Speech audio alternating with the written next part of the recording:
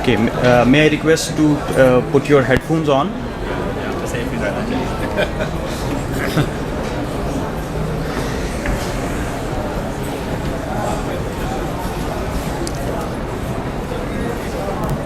Okay, am I audible?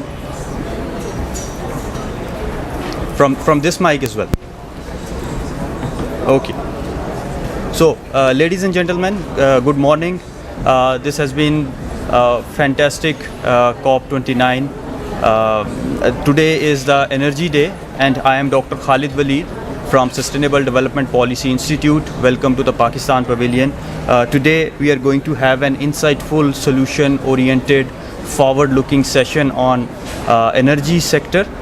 Pakistan is being faced by a 3E crisis, that is economy, energy and environment. These intertwined crises that Pakistan faces is one of the linchpin of whole financial crunch in Pakistan. So what we need to do, we would be discussing here with our august panelists and experts. Just to start, I am going to build some of the context here, and then we can delve into the technical discussions and panel discussion. So if I request to play the slides. Sorry.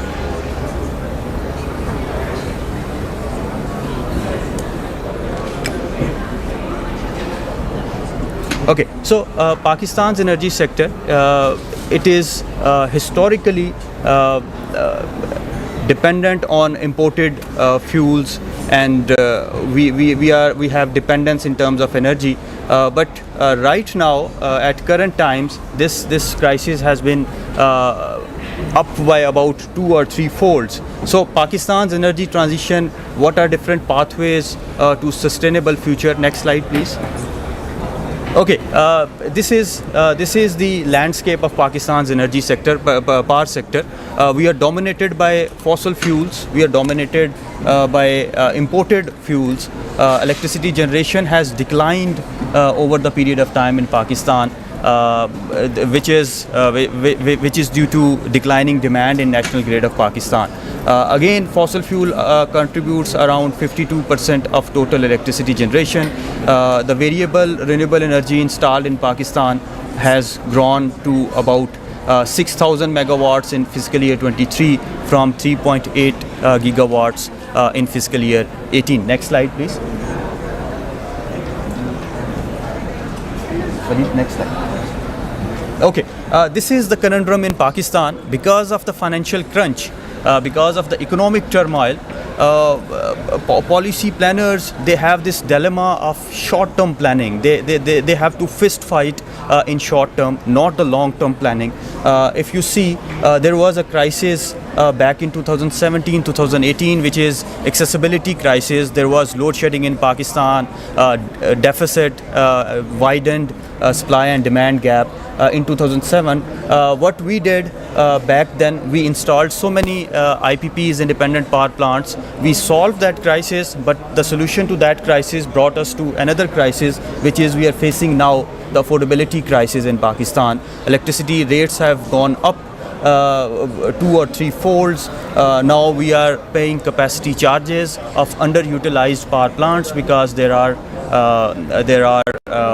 take or pay contracts. And how we are solving this crisis, we are again investing into maybe indigenous coal reserves. Although they are affordable, they are economically feasible for Pakistan, but as the climate adversities are going up and higher, being more adverse, we might get into a sustainability crisis, and that will not be good for Pakistan's trade, Pakistan's economy, and Pakistan's climate vulnerability. So we need to plan for the long term. We need to integrate the solutions. We need to bring whole of society, whole of a sector sort of approach, and then what we need to do is, and panel would be discussing that as well, that we need to integrate energy with economy of Pakistan. Right now, energy is disintegrated from the economic side. Next slide, please. Okay, another dilemma in Pakistan, it is consumption chirality in Pakistan. If you see the graph, the industrial percentage in total consumption of electricity in Pakistan is around 25%, whereas in China it is around 49%. And if you see the residential side, you will see the opposite trend. In Pakistan, residential sides contribute about 48%, and in China it is 17%, which means they are using their electricity, their energy for industrial growth, for productive reasons. So this is consumption chirality in Pakistan. We need to solve that as well. We need to bring more and more productive demand, more and more industrial consumption to the grid. Next slide. Okay, another thing, base load. In Pakistan, the power has been planned on summer peak demand, which is around 30,000 megawatts, and it declined to around 12,000 megawatts in winters, which means that 16,000 megawatt is the cooling load in Pakistan, which we require for only 3 to 4 months. So, but the whole power sector is being planned on that cooling load. Maybe MD Nika is here, will be shedding more light on energy conservation and efficiency. Next slide, please. Okay, again, SDGs, we have challenges in energy transition. All the SDG indicators, they are almost stagnant, particularly the clean cooking one, and the renewable energy, and the population with access to electricity. Although there are different numbers of access, some numbers will tell you that about 90 to 95% population is connected to the grid. But still, we are lacking in terms of reliable power, and we need to up the renewable energy in total final energy consumption. Next slide. Okay, again, this is capacity trap in Pakistan and disintegration of energy and economy. If you see, when a power plant, the power agreement was being signed, the capacity charges in 2016 was 3.7 rupee per unit, and these were linked with macroeconomic indicators such as CPI, global CPI, exchange rate, interest rates. Because of the economic turmoil, these macroeconomic indicators affected badly, and they increased by around 273% to 548%. This capacity charge has increased from 3.7 rupee per unit to 12 rupee per unit, around quadrupled.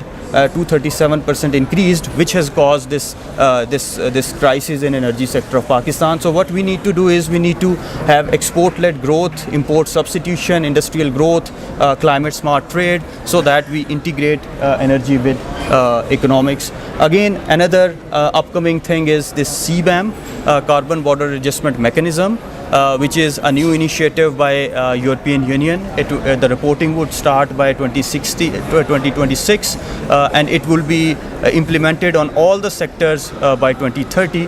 What it does is, if you see the fourth panel, Pakistan's national grid, it is the data from World Bank's CBAM Exposure Index. If you see the fourth panel, you will see that Pakistan's national grid is 1.4 times more carbon intensive as compared to European Union. So because our majority of the textile exports are directed to European Union, and if the textile sector is connected with national grid, they would be more carbon intensive. Maybe in that way, industry would want to shift away from the national grid, and that would worsen this capacity trap of Pakistan. So we need to take care of that as well, to ensure that our exports are competitive using clean energy in the grid. Next slide, please. Okay, again, same slide. When power demand decreases, electricity tariff increases. There is a solar boom in Pakistan. Next slide. Okay, what we need to do is, we are not climbing up on the energy ladder. There is a solar boom and residential demand, industrial demand, carbon intensive grid and CBAM. We need to look for that. Affordability challenge and capacity trap. Sector coupling may be one of the options, where we couple energy with economy, with energy with clean cooking, energy with electric vehicles, energy with hydrogen maybe. And then lastly, that there is a dilemma that in Pakistan, fleet is relatively young in Pakistan. We need to explore more and more innovative financial ideas, solutions, so that we early retire these power plants, because these power plants have utilization rate about 8 to 10% because of the excess capacity. Next slide, please. So what could be the golden handshake options for Pakistan if we go into the early retirement. Maybe jet Ps are being criticized in Indonesia and South Asia for not being inclusive. We need to take care of that if Pakistan wants to develop their own jet P investment plan. Asian Development Bank's ETM, there was a pre-feasibility study going on in Pakistan, but it is halted now. Energy compacts maybe. And then lastly, coal to clean credit initiative, CCCI. This is a very NOAS kind of upcoming thing that utilizes the mechanics of carbon markets and use carbon credits to early retire coal power plants.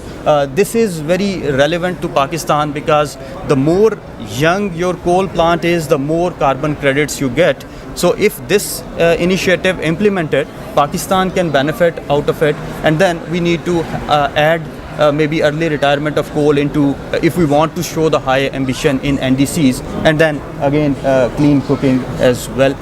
So what could be the way forward? And this is where I would need comments from our experts as well. Formulation of just energy transition working group of regional communities, because Climate Action Network is also with us at the panel, particularly for JETPs, ETM, CCCI. We need to push to develop a national integrated energy economics plan, how it can be formulated and operationalized. We need to have a P2X alliance, sector coupling, capacity building hub for industrial growth, particularly for the CBAM, and then integrating solar rooftop with clean cooking supplies and taking care of the inclusivity of it, how we can use solar rooftop to decrease the income inequality in Pakistan. And lastly, how we can develop this economy, energy, environment charter that should be a apolitical thing, that should be in a broader horizon and long-term policy making with a homegrown agenda through international best practices.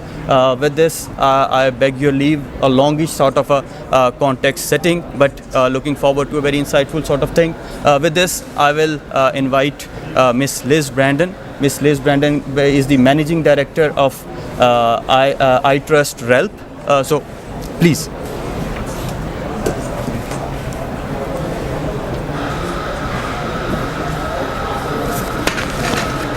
Thank you very much. It's a pleasure to be here with you this morning, and that was very insightful, Dr. Waleed. Thank you for the presentation. I'm Liz Bronder. I'm the Managing Director of a guarantee fund, iTrust, and spent most of my career actually at IFC, the private sector part of the World Bank Group, and was recently Managing Director at Bank of America for Global Sustainable Finance. So what I'd like to do today is speak a little bit about what it takes to attract private investors into the renewable energy sector in Pakistan. So we're all here at COP together because we are highlighting the urgent need for a global shift towards clean energy.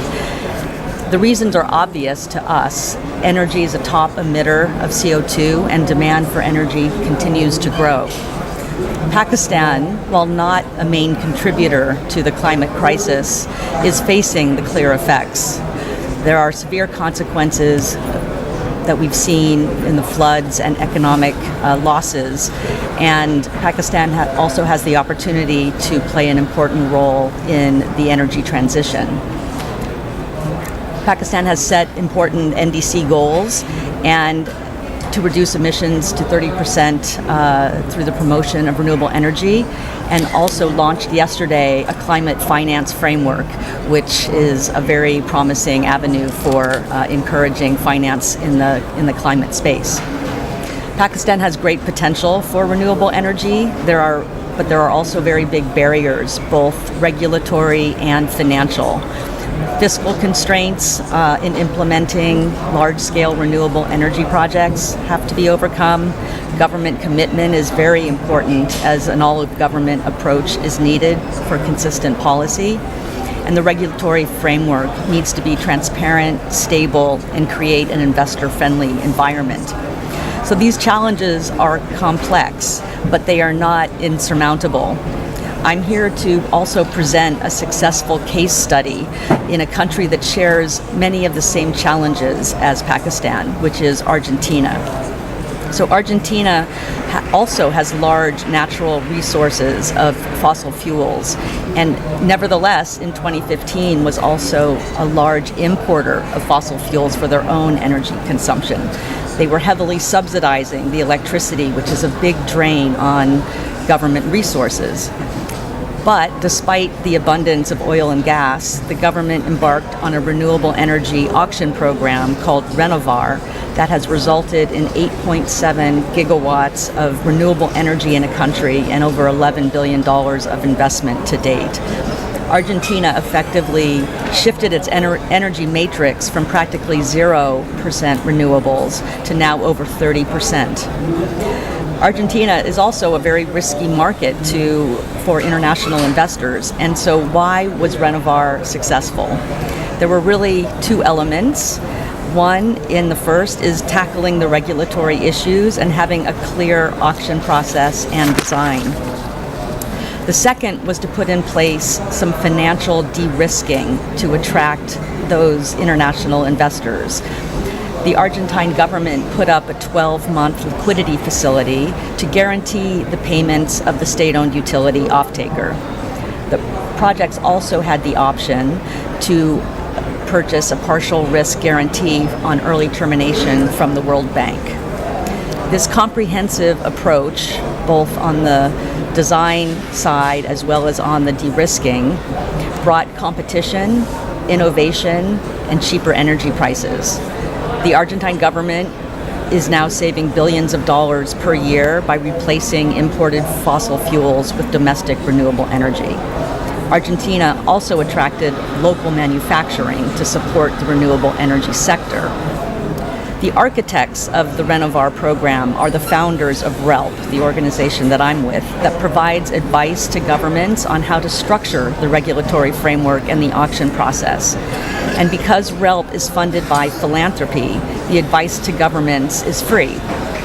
RELP is currently working with the government of Pakistan, together with its partner Planitive, to think through how renewable energy can be procured in the most cost-effective way and catalyze private sector investment.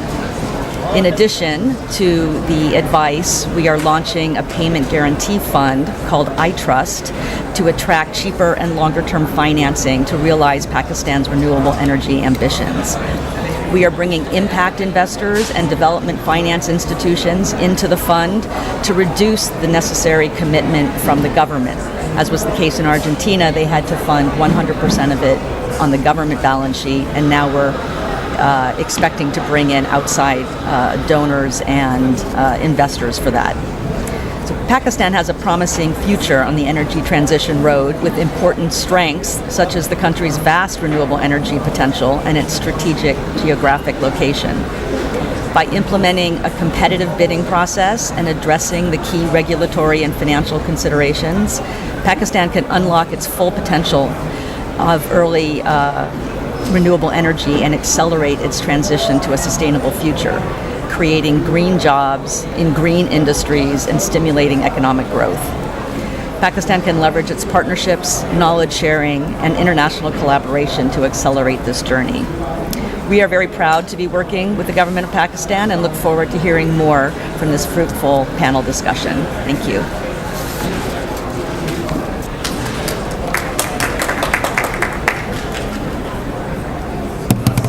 So thank you so much, Ms. Liz.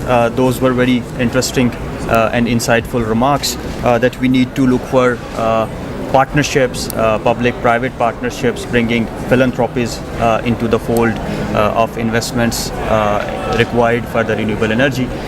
With this, I would invite Dr. Sardar Mozam. Dr. Sardar Mozam is the Managing Director of National Energy Conservation Efficiency Authority, NECA. Over to you, sir.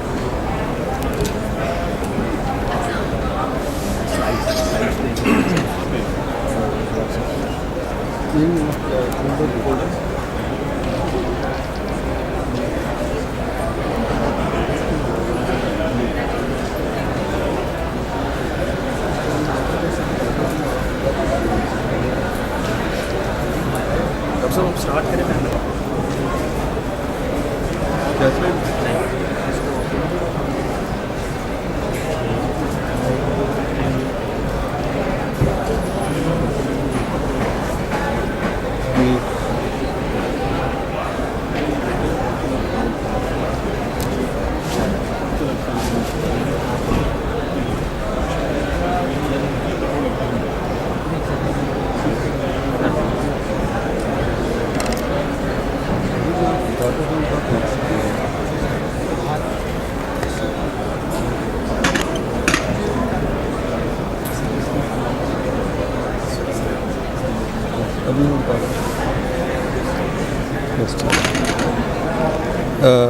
Good morning, ladies and gentlemen. I'll just highlight some of these points. I think how we are looking at what kind of transition that we are talking about in terms of when it comes to action plan for energy transition in Pakistan and more focused approach towards the energy efficiency and conservation that I will be presenting today. Next.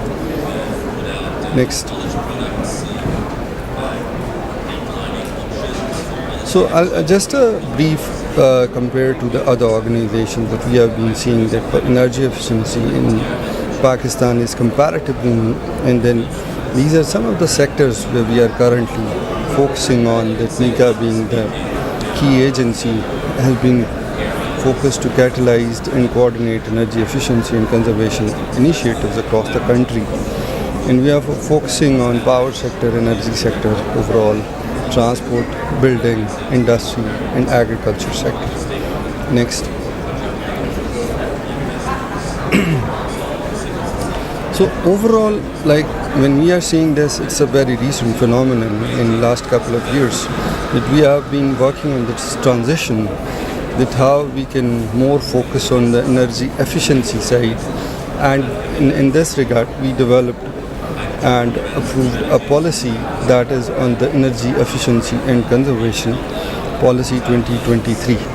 We have a vision, but I think more we would like to focus on this overall, that what are we setting as a target for our country, that for 2020, 2030, that we have this target to effectively work on our energy efficiency and conservation to reduce 9 million tons of oil equivalent.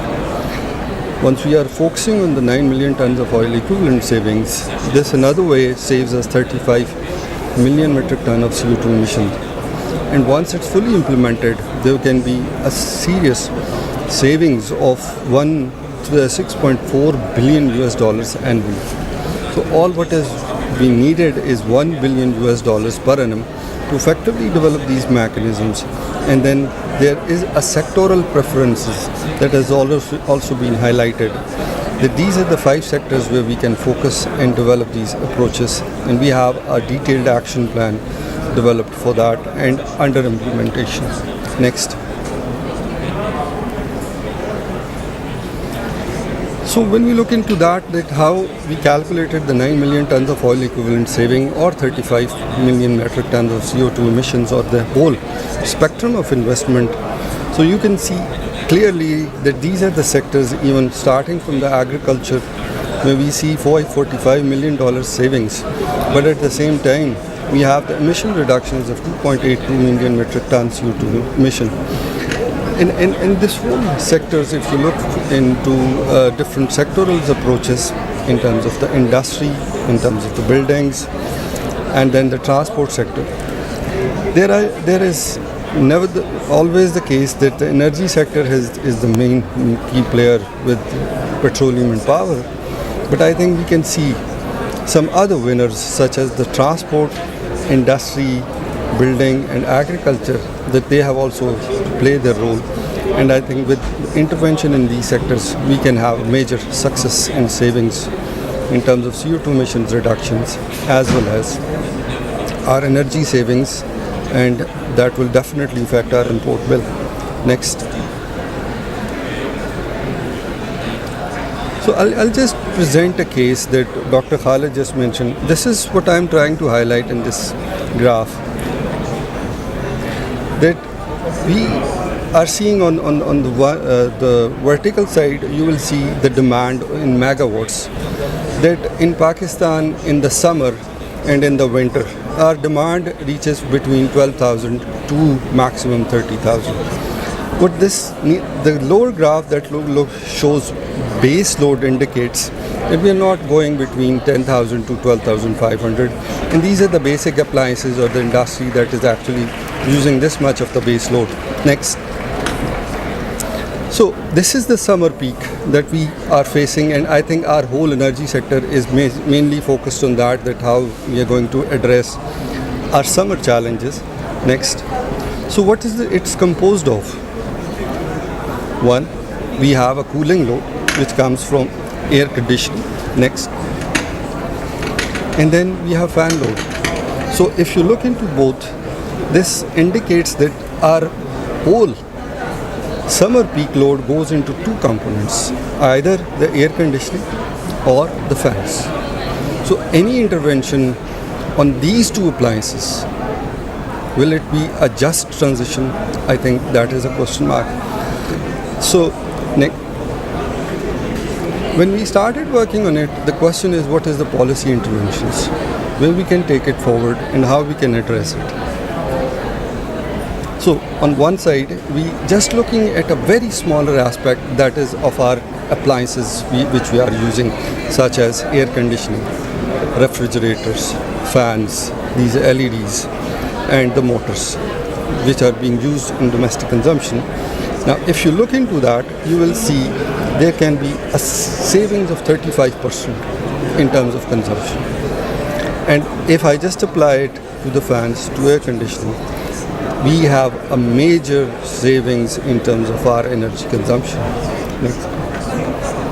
I think another aspect which I will be not covering in greater detail, but I think I'll just highlight and give it a sense that the building code is that how we are going to design our building, how effectively our work is going on in that side. That is another aspect that if we can effectively work on it, depending on the overall designs or the investment in the energy efficiency or in the building codes and its implementation, I think we can have more than 15% savings in that side. So it's overall reduces the energy consumption in the country, that and especially this whole is designed towards the peak load that we are trying to address. So just to introduce you with one program that along with many others that we are currently working, this is one of the aspects which we wanted to highlight you today. That is the Prime Minister's Fan Replacement Program that has been designed and some of the key features of this program. So this is overall when we look into, and this is based on some of the surveys, we have currently 147 million installed fans in the country. So I just highlighting just fans and leaving the other sectors behind. There we have already interventions, and we are planning to replace the 88 million fans. We could save 5,000 megawatts, and that is overall saving of $4 billion US dollars. If we look into like how we designed the program, that is an on-bill financing mechanism where the government of Pakistan is putting 2.12 billion as a risk guarantee. Next. We are offering any of the consumers in Pakistan between 10,000 to 300,000 loan, which is being offered by the banks at the KIBOR plus 2%, where the government is providing 10% risk guarantee. This is, you can choose like between 6 to 36 months, you can pay back. All very simple requirements, which is a web portal based mechanism where you will be working on it.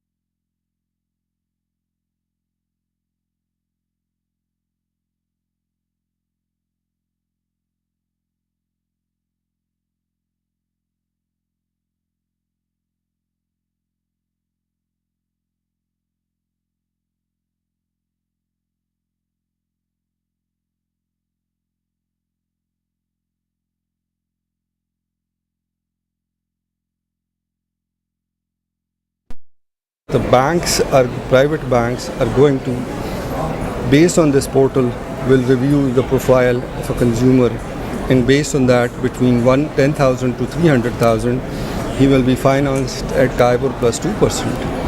And then the fan manufacturer will deliver the fan and replace the fan. And the old fan will be replaced, and the salvage value will be given for that old fan. And then through bills installments, monthly bills installments, the banks will recover their money from the consumers on their bill. I think what we are trying to do here, the saving amount from the electricity, like if this much units have been saved, this should exactly be equal to the monthly installments that somebody is paying. So it's actually offsetting any kind of a burden if somebody is going to replace their fans. So I think I just highlighted just one aspect of this, that how we can save. And this is what we are seeing, that there can be a number of other areas where we can deploy the same mechanisms to develop innovative mechanisms for replacement and saving of energy. Thank you very much.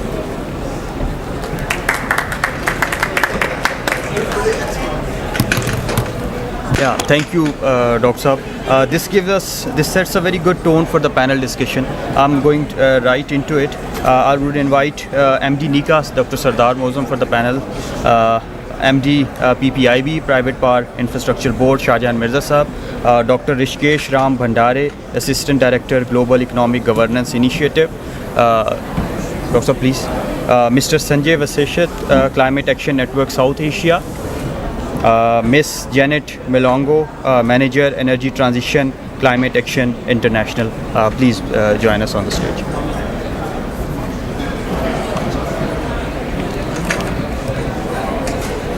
So, if you take the seat. Yeah, okay. Okay, let me moderate from here, if you permit us. Let me start with Dr. Rishikesh. Dr. Rishikesh, as a director at Global Economic Governance Initiative. Dr. Rishikesh, my question would be from you. That how do you think the trends shifting in favor of green energy technologies, renewable energy, particularly from the lens that energy and economic development nexus, how we can brought more and more technologies plus financing to the developing countries like Pakistan. What is your take on it, sir?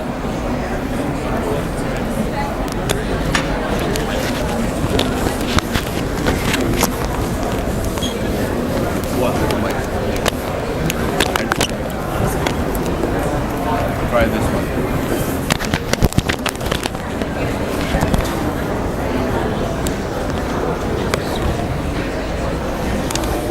वैसे repeat कर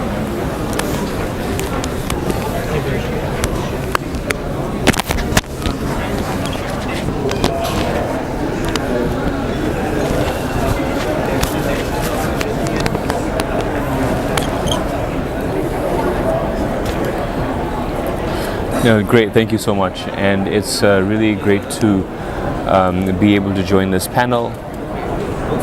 No? Is this not working?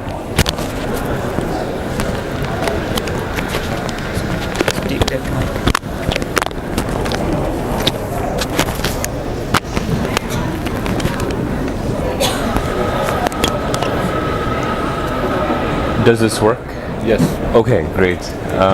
Well, first of all, thank you so much for your kind invitation, and it's also great to be able to follow a number of very insightful presentations. I wanted to underscore three things very briefly. Number one, I think the first presentation really underscored the importance of the ambition that the private sector can also show, right? So it's not just the ambition of the government, but also the ambition of the private sector in terms of really absorbing some of the risks, and that can allow a rapid scaling up of renewable energy. And the example from Argentina was, particularly insightful in terms of how can we really uncover the market price for these renewable energy technologies through a reverse auction. And so I think it really underscores the importance of having a flexible and adaptive policy package that can allow for that kind of a price discovery to happen. Second is in terms of the early retirement of coal. I think, as Dr. Walid was talking about in his presentation, the very young coal fleet of Pakistan is actually a very major opportunity in terms of early retirement options. And there are some interesting case studies that are now trying to link a payment or a revenue stream from carbon credits to make that even more attractive. And I think I would also suggest going an extra step further, which is when you really do a cost-benefit analysis that integrates the broader set of costs and benefits of early retirement. And of course, here the critical thing is data, right? Can we really get the data that allows you to do the cost and benefit analysis that really integrates all of those costs and benefits, so that the carbon credits you actually, the price you demand can actually have a sustainability premium if you are able to show the wide range of costs and benefits. And so I think there's another very important opportunity. This is for a wide range of stakeholders, those who gather data, but also in terms of the frameworks and methodological toolkits that we can actually have. And finally, I'll just end on this particular note, which is if you look at the longer term charts of the way in which installed capacity as well as other important trends are visible, what's really what really comes out strongly is the stop and start cycle of energy planning, right? And again, this I think emphasizes the importance of a long run vision in terms of really having an integrated and holistic vision in terms of where exactly do we see the energy future of the country really going. And so rather than going from a reactive mode, how can we go into a proactive mode so that we avoid those booms and busts that we see when we look at the charts. And so let me pause there and pass it back to you. Yeah, thank you, Dr. Well, you rightly put that we need to get out of these boom and bust cycles. For getting out of these boom and bust cycles, we need to sort of have a holistic approach. We are very right that we retirement of fossil fuels, power plants, coal has opportunity in Pakistan, but we need to get into related financial categories. This brings me to Mr. Singh, how we can bring regional context to it, how we can develop regional approaches, particularly from the lens that renewable universalization will require some sort of regional connectivity as is happening in European Union. Thank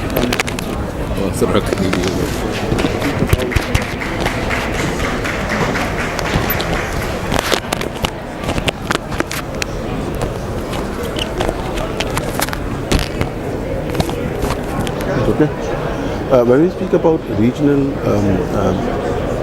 opportunity in South Asia, let's also, first of all, let's look at some of the opportunities in terms of the RE potential in South Asia.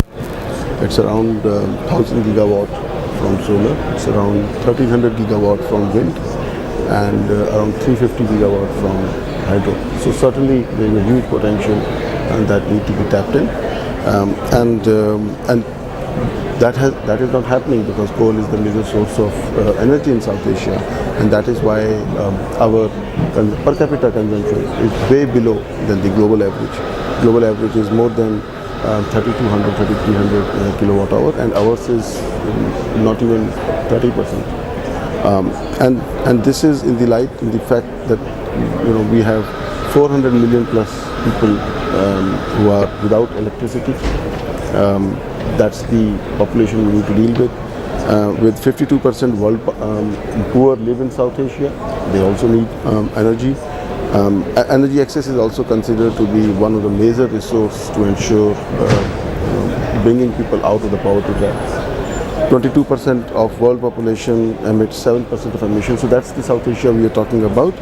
What we need to look at is the access for all and affordable clean energy. We also heard about how expensive the electricity or energy are in Pakistan. So affordable clean energy. As of now, renewable energy, especially from solar and all, a little bit higher, but it is certainly competing with the market forces. We are at a stage where just energy transition has just started talking about it, and I think one of the major call for just energy transition is to leave no one behind. Even those who are working in the fossil fuel industry, they need to be de-skilled, they need to get into new job opportunities. And let's not forget that South Asia is actually a very good reason where most of the factories are still to come up. So we can certainly do a very good start. So in terms of way forward on how we can, tap the regional cooperation, one, stringent energy targets, renewable energy targets. Especially now we are in December in Baku, and next year NDC 3.0 need to be submitted. That's one. So basically that will be step towards moving away from fossil fuel sources. Mobilize Clean Energy Fund, I would call it a South Asia Renewable Energy Fund. We can certainly hope that Green Climate Fund or other banks start providing us investment. But I think South Asia, we can actually mobilize our own funds and investments and can get benefited in a big way. Especially renewable energy growth percentage is projected to be very high in the future, so returns will be good. But certainly for that we would need some enabling environment, investment environment, and that should ensure social, environmental and gender safeguards also, because that's the key. We don't want communities not to be benefited from these kind of investments also. We would certainly need a regional grid which can help in trade of energy from one country to another. It is happening between countries, Nepal, India, Bangladesh, India, but I think a regional grid getting solar energy from Balochistan to Bangladesh could be an opportunity. So regional grid can certainly be let's aspire to do that, because economic benefit should drive our relations in the future also. And I think one thing which is coming up again and again when you speak about energy, renewable energy, most important factor is we certainly need an international agreement that can help us to move away from fossil fuels. So regionally also we should actually look at a regional agreement or an international agreement. I will certainly look at Janet for that. If that can help us in getting prepared for enabling environment on investment, receive funds, be accountable, share profits, and work together on this. I'll stop there.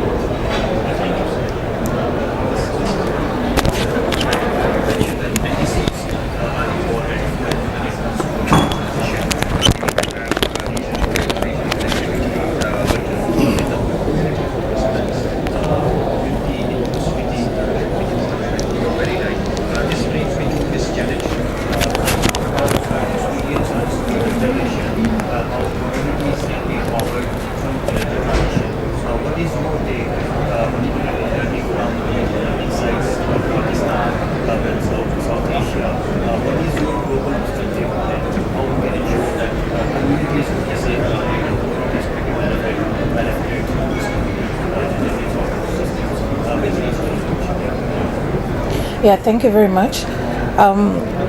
I think my first comment on this would be that the transition offers opportunity to redefine authentically what each community or each context energy system looks like. And that really is the advantage of renewable energy now, or rather the transition to renewable energy from the fossil history that we've had. I'm very encouraged from everything that I've had from other speakers as well, and even the mention of or rather the planning around energy efficiency as well. So it's not just a renewable energy transition, but we're looking at the transition holistically. And as I was saying, at the end of the day, this is about the community. This is about lives. This is about livelihoods. This is about biodiversity. And At the end of the day, Pakistan sits, yes, in a national context, but there's a regional context, as Sanjay had mentioned. There's an international context, which actually is what brings us here to COP29 today. So basically, being here this 2 weeks or for however long that each one of us is here, we are ambassadors of those same communities that we've left back home.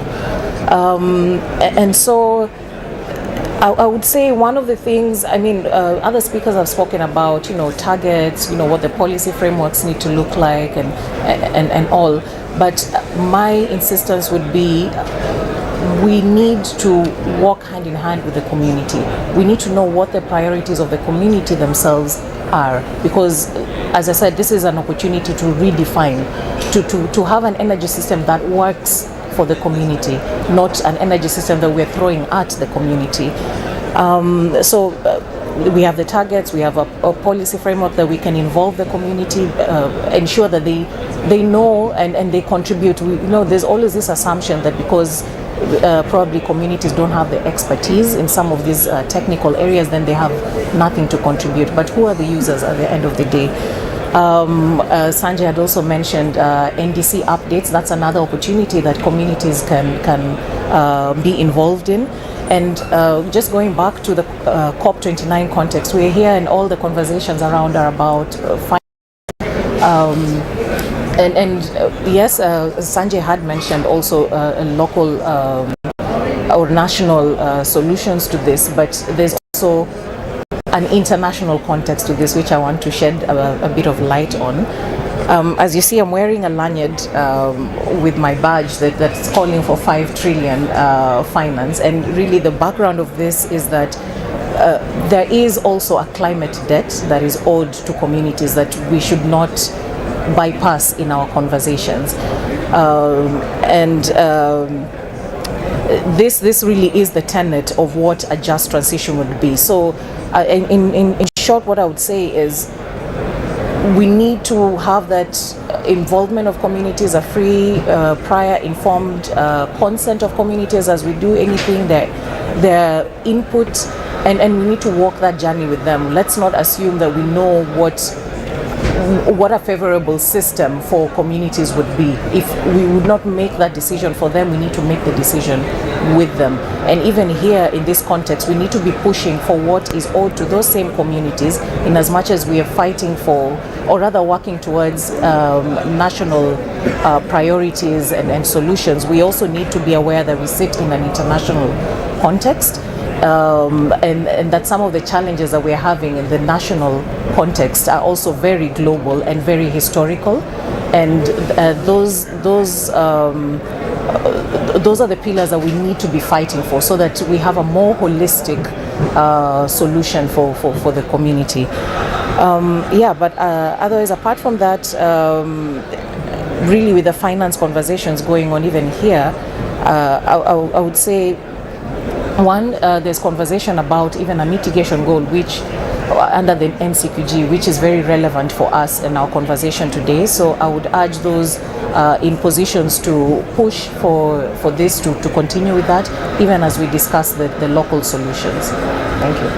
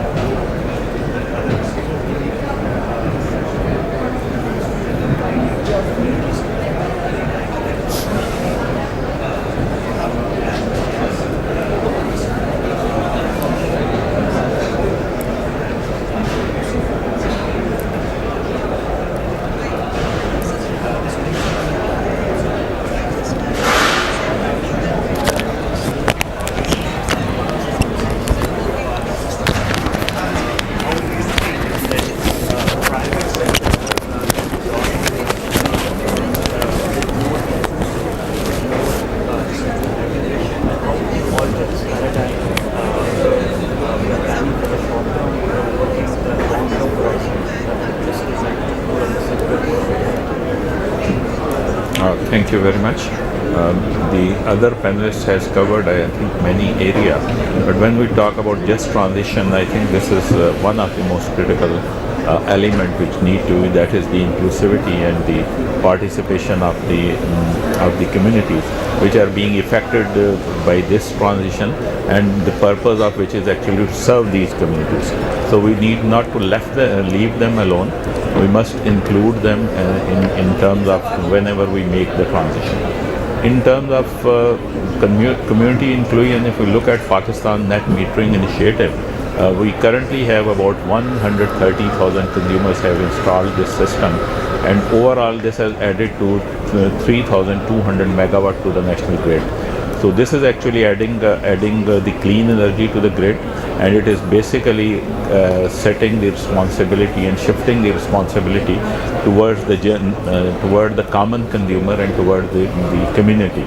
So it's not only the government or the IPPs or the private sector corporations which are making investment. These are the general common consumers which are making investment and contributing more and more clean and green energy to the grid. But again, I think what needs to be done more and more, as we have been talking about phasing out of coal, and the fleet of coal in Pakistan is very young, so it has very heavy and huge cost. Recently, Pakistan has closed about five fossil fuel based power plant with overall capacity of 2,400 megawatt, and that has actually rendered about 450 to 500 employees without job. So what we need to do, so far we have not worked on how these people will be re-employed, because in Pakistan generally in the families there are only one living earner. So if we see, probably we have rendered the 450 to 500 families without a regular earning. So I think with this initiative, as you have said, it is very important that we include the communities and we make the plan actually for re-employment of the community and how we can support these people who become redundant in this process. Or maybe we can make a plan that they could be used in the other industries as well, because we are moving towards the renewable now. The private sector, when we look at it, the private sector is always very keen. There are many NGOs working, so we need to bring into them in the overall perspective, because I think to some extent my feeling is that we in Pakistan are working in sort of silos. There are many organizations which are working, they are doing good work, but there is no connectivity or collective effort which can actually make this momentum more powerful and more fast track. So we need to focus on that also, and in terms of financing as well, because financing is a big issue, so we need to work on that.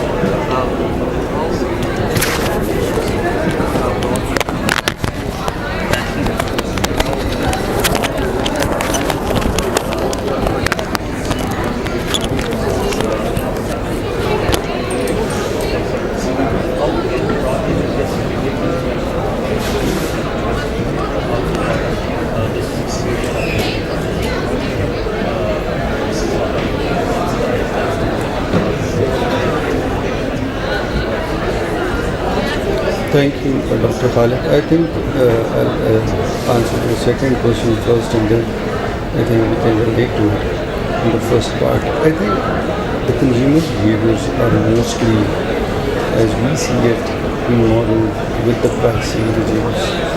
So currently there has been this trend of surge in energy prices in the country, even in the global markets.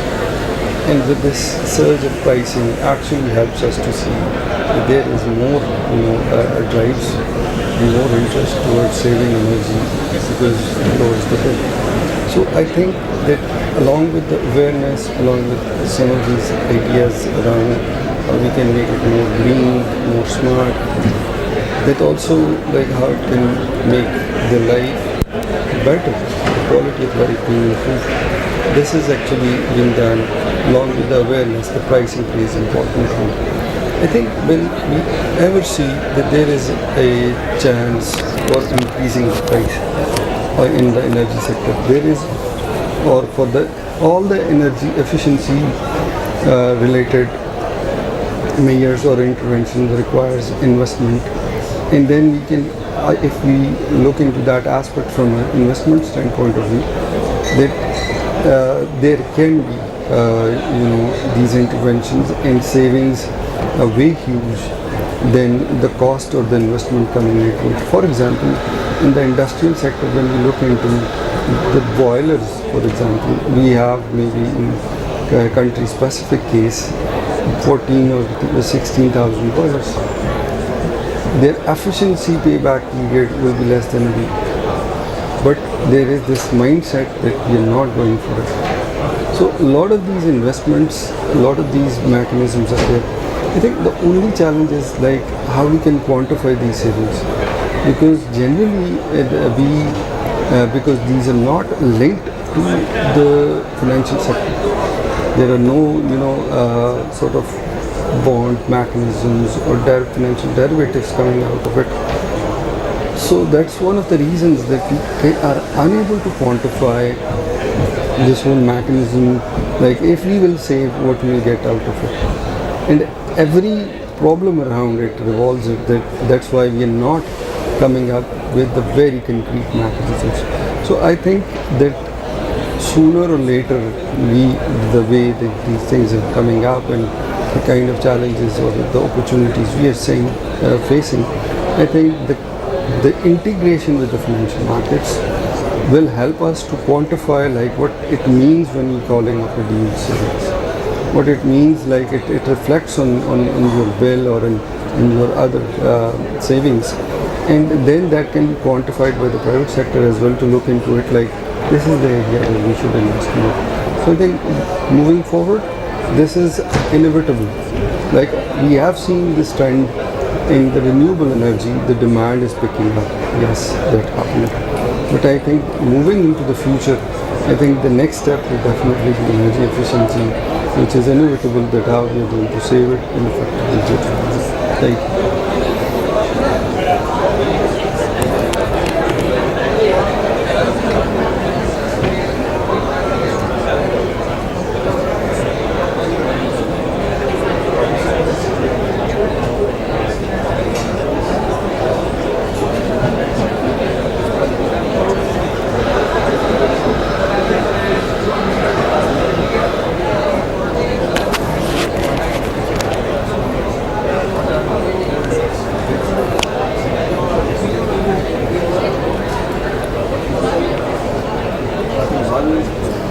stringent energy targets that pave way for basically that create market for renewables.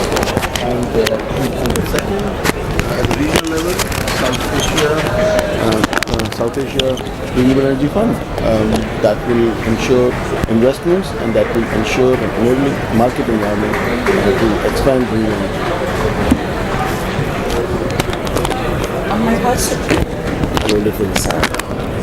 on my part, I'd like to emphasize that it's not that expansion or growth of renewables needs to happen first and then energy efficiency comes after. They actually balance each other out. In fact, the more you do on energy efficiency, then the less you need to do actually on renewables. And so for countries that such as Pakistan that are still making that climb, that is a very important distinction. And even if we look at how the discourse has gone globally in the past year or so, we now have a renewable energy and energy efficiency target. We have a global goal of tripling renewable energy and doubling energy efficiency. Those go together. So if my parting shot would be, we need to look at them together, not either or one before the other. I totally agree with but my idea especially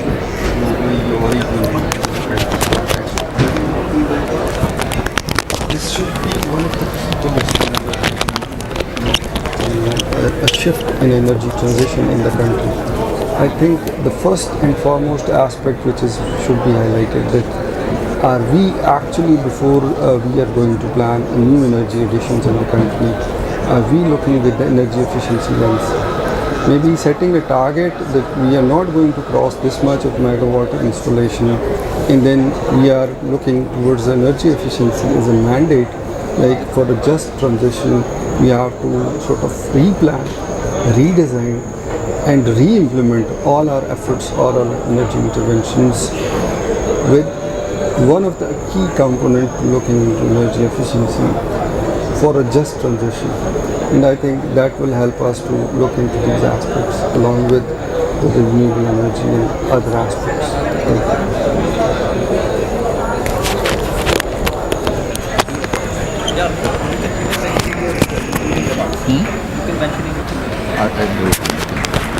Great, thank you. I'll be very brief. Number one is that expanding renewable energy rapidly is extremely important from the vantage point of early retirement of coal also, right? And so the faster you can do that, the easier it makes early retirement possible. Second, and this is more of a question than an answer, which is a lot of this hinges on the circular debt problem of the country, and how can you make sure that energy prices are affordable while also ensuring the productive use of energy, I think is a particular challenge that we will have to think about. Stop there. Yeah, thank you so much.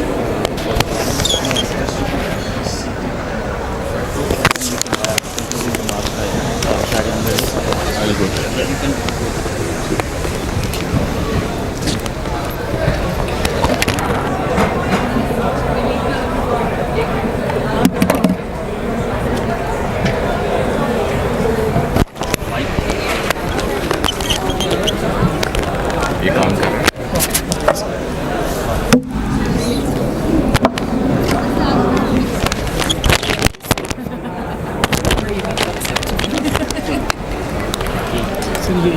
अच्छा चलो ठीक है।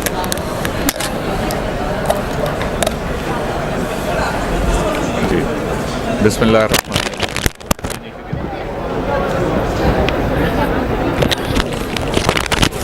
Am I audible ji? No? No? It's okay. Bismillah ar-Rahman ar-Rahim.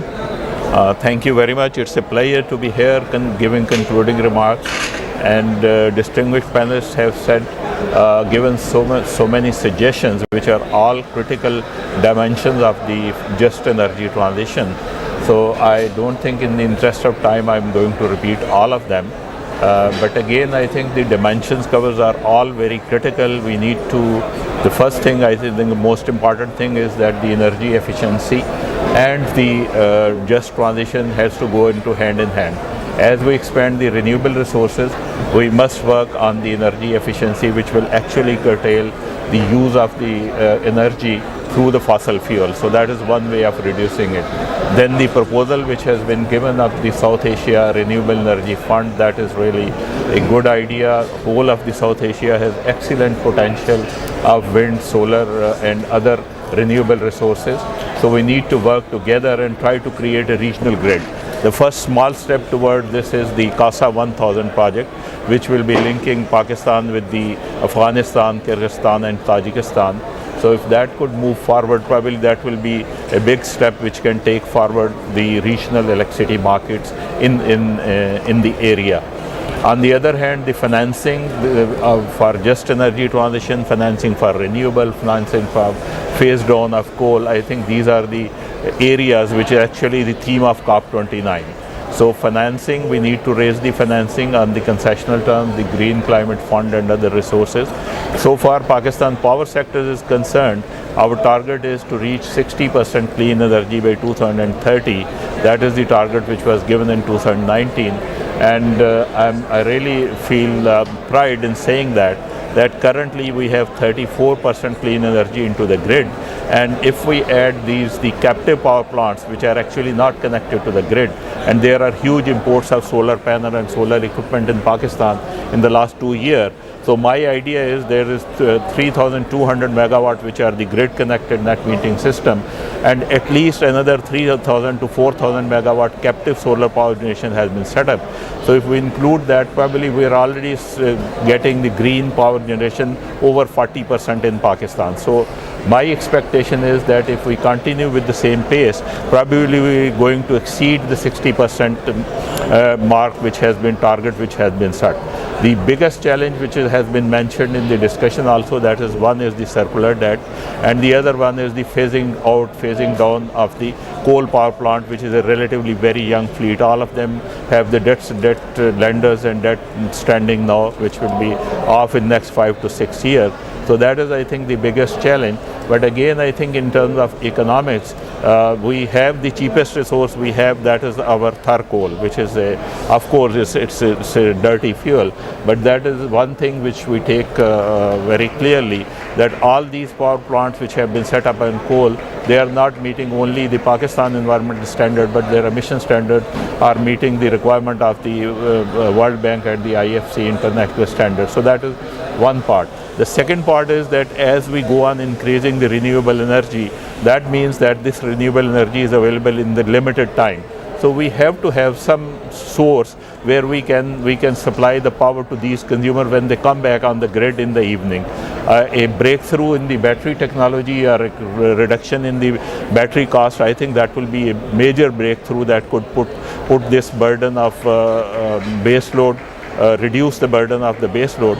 But again, unless that is done, all these consumers which use the solar energy in the daytime, they come back to the grid, and that time we have to provide them energy. But I think with this resolve, Pakistan government, all the institutions, PPIB, I represent Power and Infrastructure Board, NICA and the Power Division, everybody is trying actually to meet this goal of 60% and try to do in a manner of just transition, so that we keep it an inclusive process with the communities and all the stakeholders involved. So in the interest of time, I stop here. It was a good learning session for me, and I believe the panelists have added a lot of, covered a lot of dimensions of the just energy transition and move towards the clean energy. Thank you very much.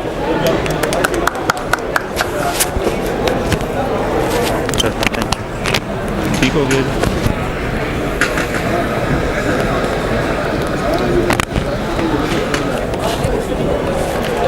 Thank you so much, Shahjahan sir. This has been a very insightful, solution-oriented session.